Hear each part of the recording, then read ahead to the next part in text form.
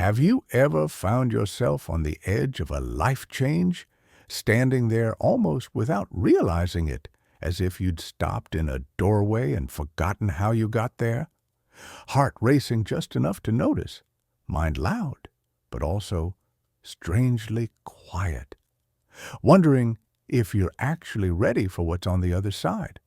I remember a moment like that very clearly a couple of years ago, early in the morning, sitting in my car outside an office I was about to leave for the last time. Engine off, no music, the city barely awake. That heavy stillness before the day decides what it's going to be. I didn't walk in, I didn't drive away either. I was frozen between two lives, one foot still in the familiar world I'd known for years. The routines, the identity, even the mistakes I'd already learned how to live with. The other foot hovering, almost stepping forward into something I wanted badly, but didn't fully trust yet. That moment stretched out, longer than it should have, like the breath you hold right before you jump into cold water. No applause, no dramatic music, just a quiet internal reckoning. I didn't have a name for that moment back then. Now I do. It was a Janus moment. In ancient Rome, Janus was the god of beginnings, transitions, and doorways. Not endings, not destinations. Doorways. He was depicted with two faces, one looking backward, one looking forward. And that image wasn't symbolic in a vague way. It was literal philosophy. Even the month of January carries his name. The gateway of the year. The Romans understood something we often forget. Every beginning is also a pause, a space where the old hasn't fully released you and the new hasn't fully claimed you yet. Janus ruled that space, the in-between, the moment where one chapter closes and the next one hasn't started making sense. They placed his image above doors and gates, believing he watched over all crossings. And when they began anything new, a ceremony, a journey, a plan, they invoked Janus first, not because he guaranteed success, but because he opened the way. Janus isn't about the door itself. He's about what happens before you walk through it. Imagine standing there with him, one of his faces calmly acknowledging the road behind you, the experiences, the lessons, the things that hurt but shaped you anyway. The other face fixed on the road ahead, unclear, unmapped, full of possibility and risk at the same time. Janus holds both perspectives without flinching, and that's the lesson. To truly begin something new, you don't erase the past. You integrate it, and you don't wait for certainty about the future. You move with awareness. That's why this myth still works. 'Cause modern life is full of Janus moments, even if we don't call them that. Graduating, changing careers, ending or starting a relationship, moving cities, letting go of an old habit that quietly defined you for years. These moments don't feel heroic. They feel confusing.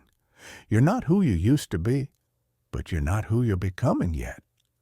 Time feels strange there, like it slows down, like you're standing in a narrow hallway between two rooms, touching both walls at once.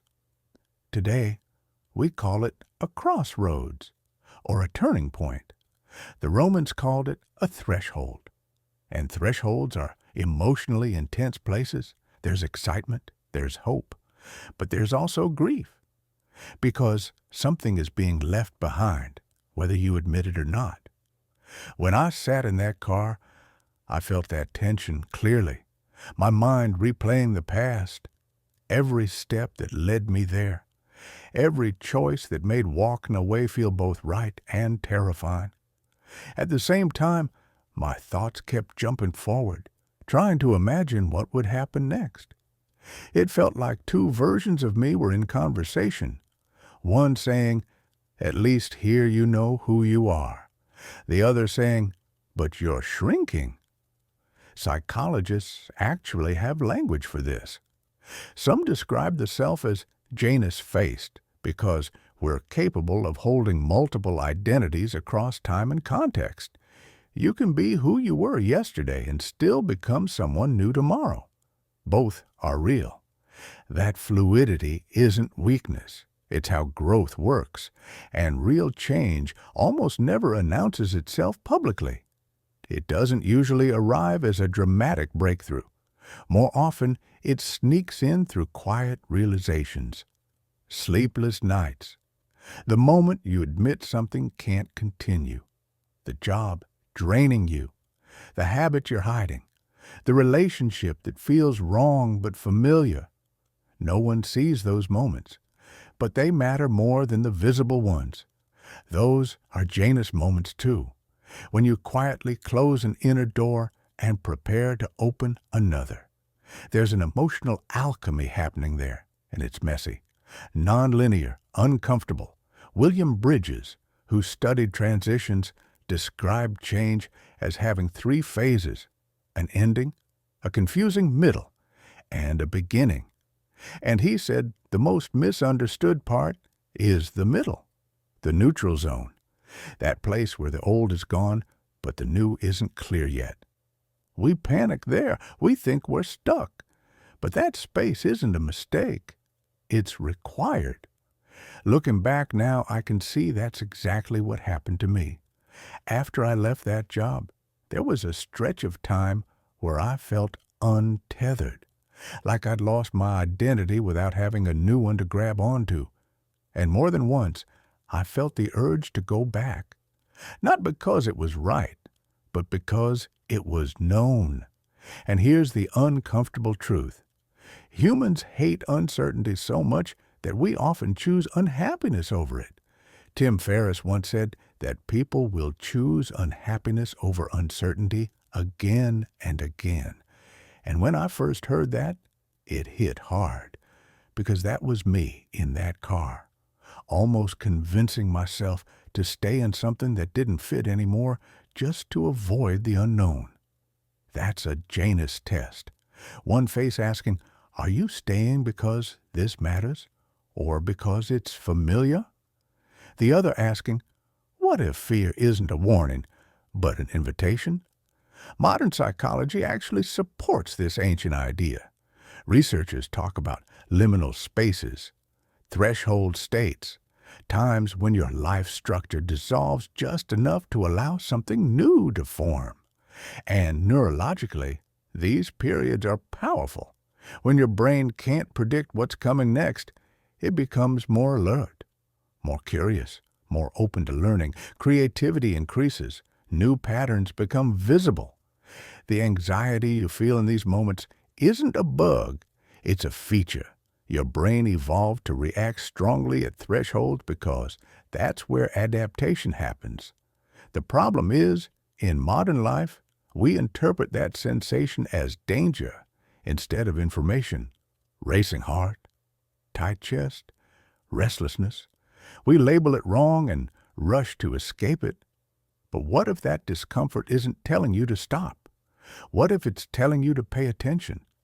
There's a concept called the anxiety-curiosity switch. Anxiety and curiosity come from the same place, the unknown.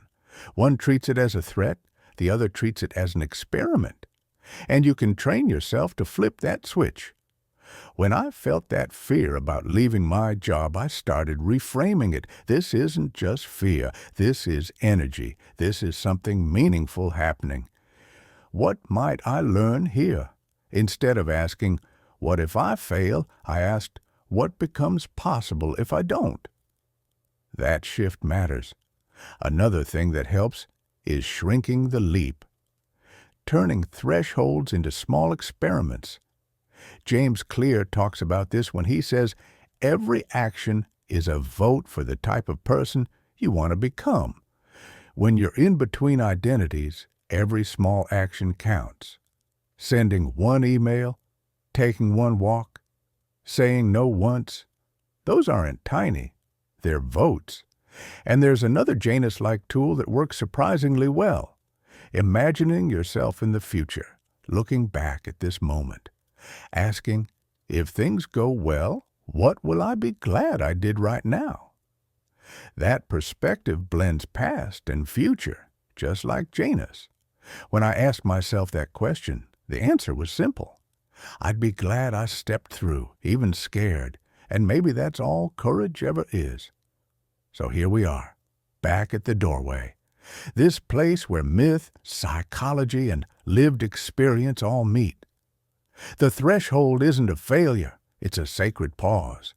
Janus doesn't push you, he doesn't rush you, he just holds the door. One face reminding you of everything that brought you here, the other quietly saying, when you're ready. Every threshold is an invitation, not to be perfect, not to be fearless, just to be honest. You're allowed to be scared and brave at the same time. You're allowed to grieve what you're leaving while reaching for what's next. Beginnings require endings, but they don't require certainty. So wherever you are right now, standing in front of whatever door life has placed in front of you, pause. Look both ways. Gather what you need from the past. Then let the future stay unknown for a moment longer. The door is open. Whether you walk through it or not is still up to you.